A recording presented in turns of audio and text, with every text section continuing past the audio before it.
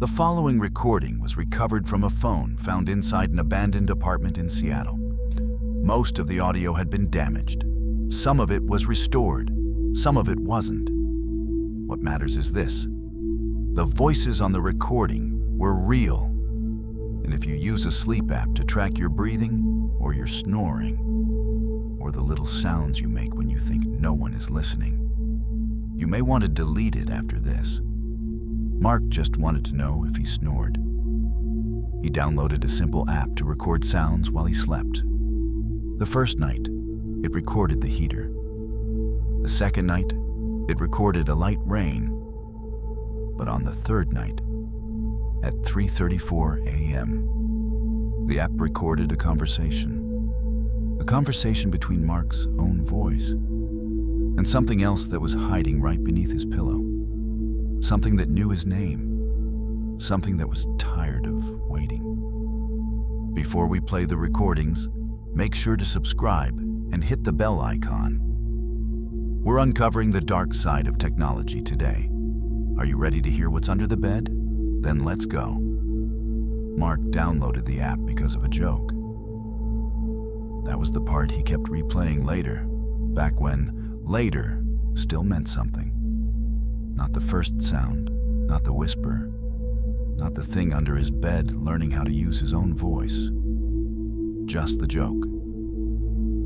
He was standing in his kitchen after work, eating microwaved pasta out of the container, half listening to his girlfriend Jenna complain over speakerphone about how he always sounded exhausted.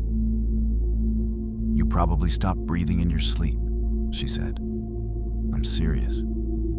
You're dramatic." "You live alone," she replied. "How would you know if something weird happens when you sleep?" Mark laughed and leaned against the counter. "What, like snoring?" "Yeah, or sleep talking, or murder." He smiled despite himself. "I think I'd notice the last one.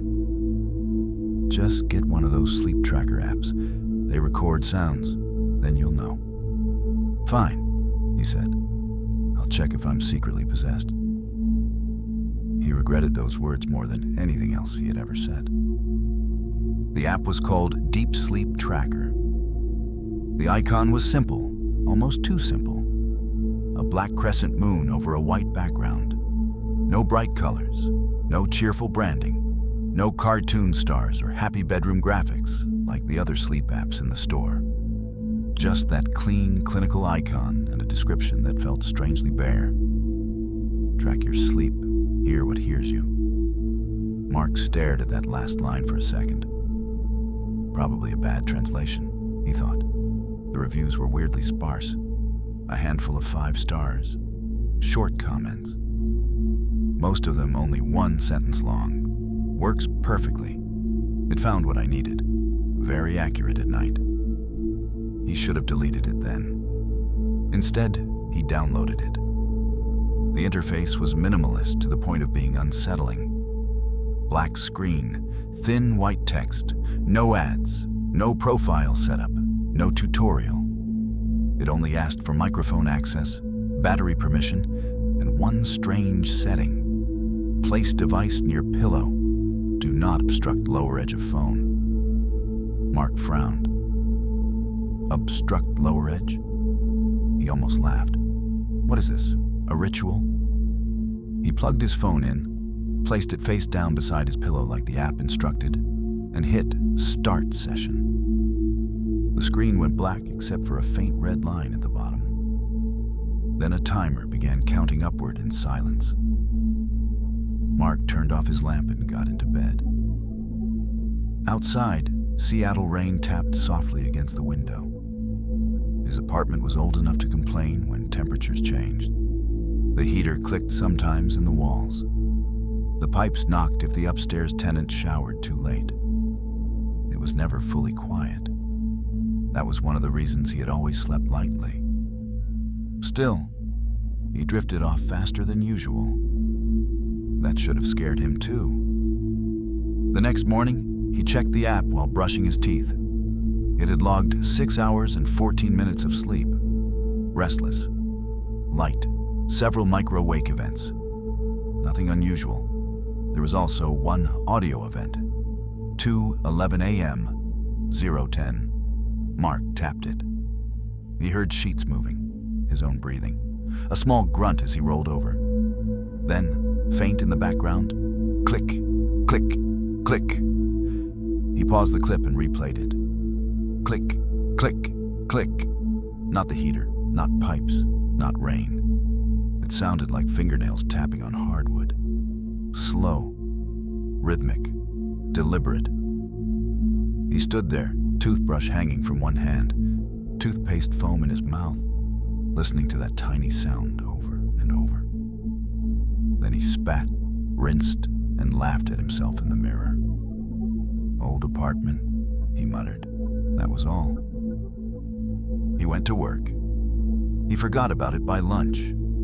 By evening, he only remembered because Jenna texted him. "Did you snore?" He sent back, "Nope. Apparently I'm haunted by a tiny woodpecker." She replied with 3 laughing emojis. That night, he almost didn't turn the app on again. Almost. But curiosity is just fear before it fully understands itself. And Mark wasn't afraid yet. Not really. He placed the phone beside the pillow again. Same red line, same silent timer. He slept badly this time. Not because anything happened, not at first. He just kept waking up for no clear reason. Once at 1:13. Again at 1:47. He checked the dark shape of the room around him and saw nothing strange. The outline of the dresser. The closet door cracked open an inch. The chair with a pile of clothes on it. Ordinary things. But every time he closed his eyes, he had the bizarre feeling that he had interrupted something. The next morning, the app showed 3 audio events. The first was only static and rustling sheets. The second was rain against glass. The third was at 2 a.m., 22 seconds. Mark sat on the edge of the bed and pressed play. At first, there was only breathing. His breathing. Then a voice whispered, so low he nearly missed it. "Is he asleep yet?" Mark froze. The voice was his own. Not similar. His, but slower. Dragged out. Wet somehow, as if each word had been pulled through saliva before being released. Then another voice answered from very close to the microphone. Almost. Mark stopped the playback so hard he nearly threw the phone.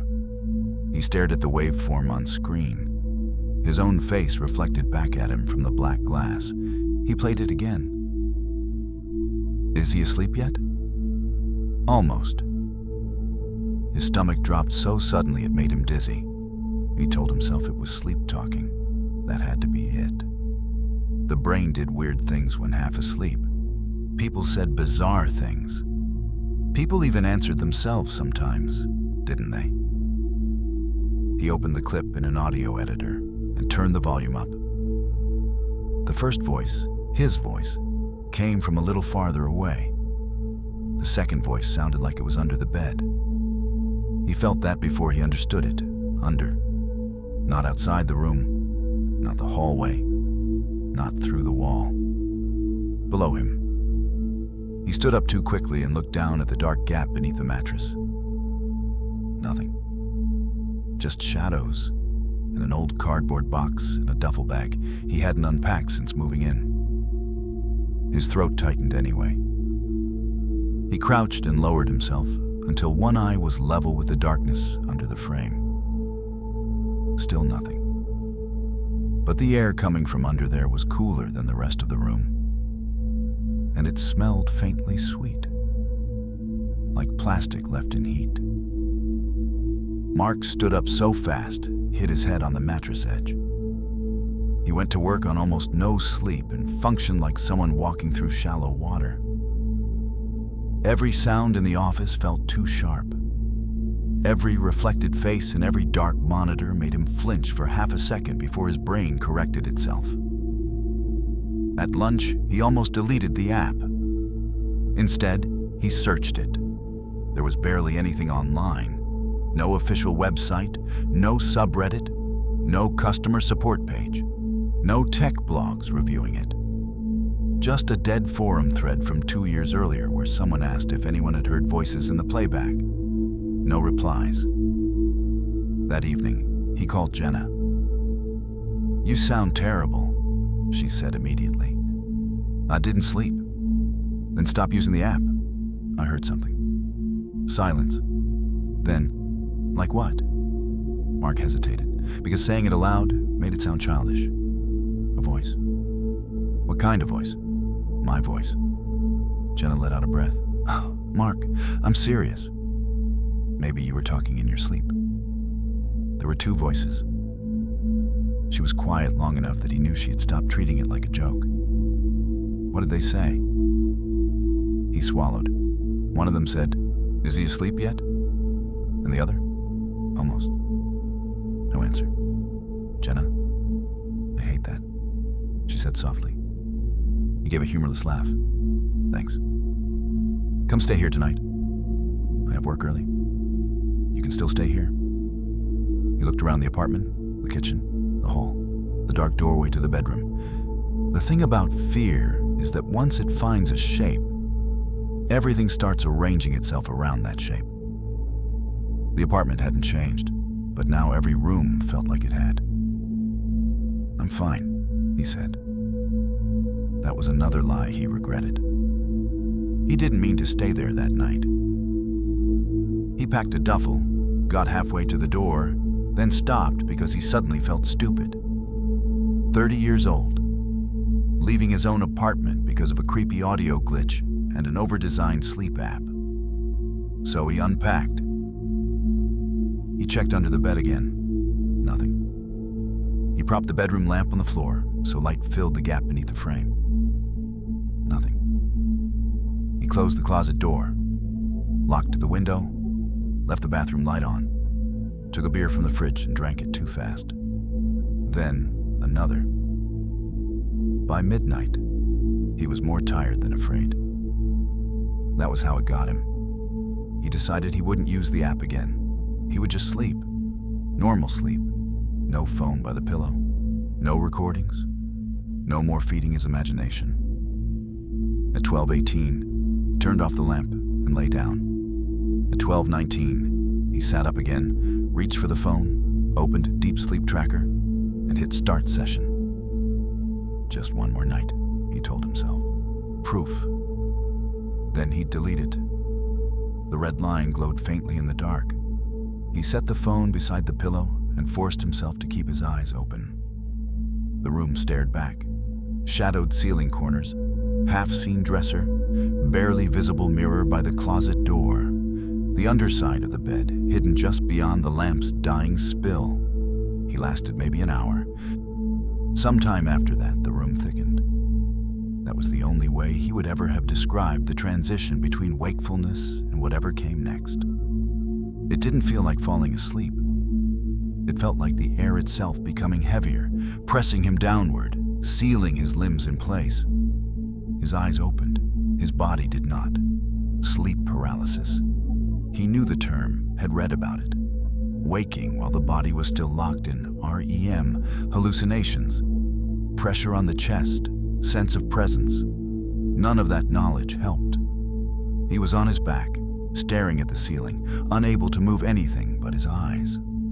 The room was almost dark now. The phone beside his pillow emitted a thin red flicker along its lower edge. Recording. Somewhere beneath the bed came a soft sliding sound. Cold panic flooded him so hard he thought he would choke on it. Something was moving across the hardwood underneath him. Not quickly, slowly, carefully. He tried to scream. Nothing came out. The sound stopped beneath his head. Then he felt it. A cold, smooth pressure against the underside of the mattress, inches below his skull, as though something were pressing its face upward from under the bed. His heart was pounding so violently, he thought it might kill him before anything else did. The phone's red light flickered. A whisper came from directly below the pillow. "Still learning." That voice was his. Then another voice, the wet one, answered, open wider. Something clicked beneath him. Not wood this time. Teeth. He shut his eyes for 1 second. When he opened them again, the mirror beside the closet was reflecting the bed. And there was someone standing behind it. Not behind the bed. Behind him in the reflection. A man in a gray hoodie, messy brown hair, light stubble. Same build, same face shape, but wrong. The skin was pale and glossy, like molded plastic warmed by human heat. The eyes were too still. The smile was huge, too wide, too toothy, too fixed to belong on anything alive. It was wearing his face the way a child wore a Halloween mask. Mark made a sound in his throat that should have been a scream. The thing in the mirror tilted its head. Then, using his exact voice, it whispered, almost perfect. Movement slammed back into his body all at once. He jerked upright with a broken gasp and nearly fell out of bed. The room snapped into ordinary darkness. The mirror reflected only him. The lamp was off. The phone lay beside the pillow, screen black. He grabbed it and turned the flashlight on. Nothing under the bed. Nothing in the mirror. Nothing in the closet. His own reflection in the bathroom mirror looked pale, trembling, human. He should have left then. He knows that now. Or knew it once. But fear had become tangled with the need to confirm what he had heard. To prove to himself that there had been something external, something real. Anything but the possibility that his own mind had cracked open in the night. So he checked the app. One new file, 3:34 a.m., 5:025 minutes and 2 seconds. His hands shook so badly he almost couldn't hit play. At first, there was only breathing, then the sound of fabric brushing wood. Then his own voice said, perfectly calm, start with the vowels. The wet voice answered, closer than ever. A-E-I-O-U. Again, in Mark's voice. Too wet. Again. A-E-I-O-U. Better. Mark stopped breathing. The recording continued. How does he smile? The second voice tried. The result sounded like someone peeling fruit with their teeth. No, Mark's voice said from the phone. Less hunger, more warmth. There was a pause. Then the wet voice spoke again, and this time it sounded more human. Like this? Another pause. Better, said Mark's voice. Mark dropped the phone onto the bed as if it had burned him. He stared at it while the recording continued playing into the sheets. Name? Mark. Again. Mark. Again. Mark. Every repetition sounded more like him. Less drag, less saliva, less wrongness. His apartment suddenly felt too small to contain his fear. He backed toward the bedroom door, eyes fixed on the phone. Then he saw movement in the mirror. Not behind him. Behind him in the mirror. That pale, glossy figure was there again, standing only inches away, smiling through his exact hoodie. Mark turned. Nothing. He looked back at the mirror. It was closer. He stumbled into the hallway and hit the wall with his shoulder. The phone was still playing in the bedroom. Now his own voice from the app was saying, morning sentence. The wet voice repeated, I'm going to work now, honey. Perfectly his. Mark ran to the front door. The knob wouldn't turn. He locked it and unlocked it twice, hands slipping, but the door would not move. The deadbolt was open. The chain was off. The frame did not budge. Behind him, from the bedroom, the recording stopped. Silence filled the apartment. Then a soft, barefoot step came from the hall mirror. Not from the hallway. From the mirror. Mark turned slowly. The The reflection behind him smiled wider than his face could tolerate. Then it stepped forward and came out. No breaking glass, no distortion. It simply emerged from the reflection like a figure stepping through a curtain. Gray hoodie, messy hair, light stubble. His height, his shoulders, his mouth. Its skin shone faintly in the low light like polished ivory. Its eyes were glass. Mark staggered backward against the stuck front door. "No," he said. The thing smiled. "You say that a lot," in his voice. It walked toward him with a loose, easy familiarity, like someone moving through their own apartment in the dark. Mark grabbed the umbrella stand and swung it. The metal edge connected with the thing's shoulder. A hollow crack echoed through the hallway. The mimic looked down at the dented hoodie, then back at him. "Rude," it said. It sounded amused. Mark swung again. This time the thing caught the stand effortlessly and twisted it from his hands. Its fingers were too smooth, too pale, the joints too stiff. Plastic fingers, human strength. No, more than human. It tossed the stand aside and stepped closer. Mark smelled it then. Warm plastic, sweet and synthetic, like a toy left near a heater. He tried to push past it. It touched his throat. Just 2 fingers, cool as polished stone. Every sound died inside him instantly. Mark opened his mouth. Nothing came out. No scream, no breath, no voice. His panic became something wild and total. The thing leaned close enough that he could see his own features stretched over its skull. He could see where the smile resisted the rest of the face, as though fixed from underneath by wire. "So loud inside," it whispered. So quiet now. Mark clawed at its wrist. Its grin widened. Behind it, the bedroom phone lit up on its own. The screen showed deep sleep trackers still recording. The red line pulsed. The thing turned its head toward it, like a dog hearing a whistle. "Listen," it said. And from the phone, in Mark's voice, came a final test sentence. "I'm going to work now, honey." The mimic answered with the same line. There was no difference between the two. Mark felt his knees buckle. The thing lowered him gently to the floor, almost tenderly. Then it crouched until its face was level with his. "You needed better sleep," it said, and smiled.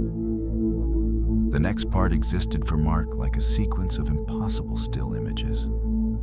The mimic dragging him by the ankles across the hardwood. The dark gap beneath the bed opening like a mouth.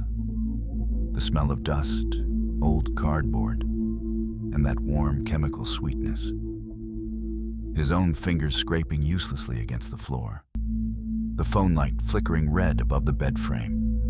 Then darkness, then pressure, then stillness. He could move at first, only a little.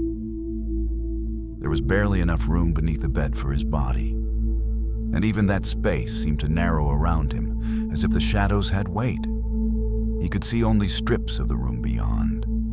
The edge of the dresser, the leg of the nightstand, the rectangle of window light, turning slowly gray with dawn.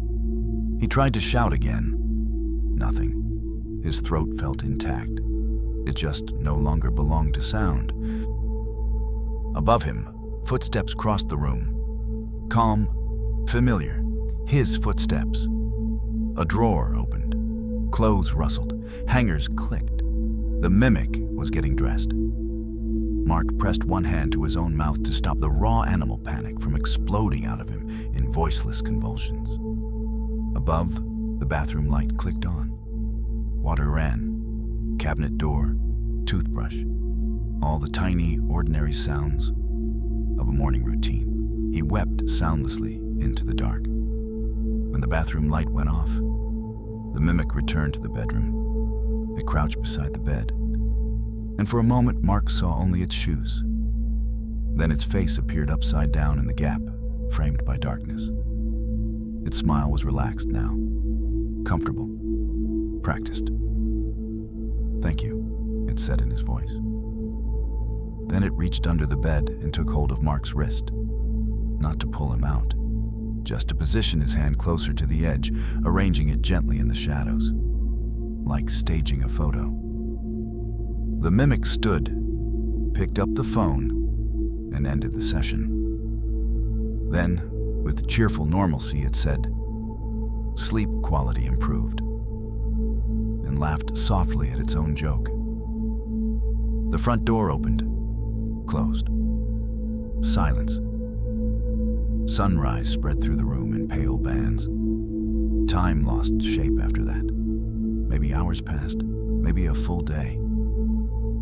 Mark lay beneath the bed in the cramped dark, unable to do more than breathe and think and stare at the thin slices of apartment visible from the floor. At some point, Jenna called. He heard the phone ring from somewhere above, heard footsteps return, heard the mimic answer in his voice. "Hey, babe." A pause. "Yeah, I'm heading to work." Another pause, then a laugh. His laugh. "No, I slept great, actually." Mark shut his eyes. The conversation continued in muffled fragments. Normal fragments, routine fragments. Nothing that would make her come over. Nothing that would make anyone suspicious. When the call ended, the mimic crossed the room again. It paused near the bed. Then it knelt. Its face filled the darkness beneath the frame. No grin this time. Just observation. Assessment. As if checking whether the thing it had replaced was settling properly into its new place. Then, slowly, it smiled. Not the monstrous smile from the night before. A smaller one. The one Mark used in photos. "See?" it whispered. Almost perfect.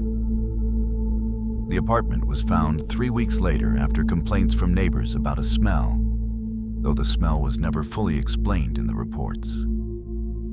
The lease was broken. The place had been emptied too neatly. No signs of violence, no blood, no struggle. Just dust, silence, and one phone left charging on the nightstand beside an unmade bed. Deep Sleep Tracker was still installed. Its stored sessions were corrupted except for 4 audio files. The last of them was timestamped at 3:34 a.m.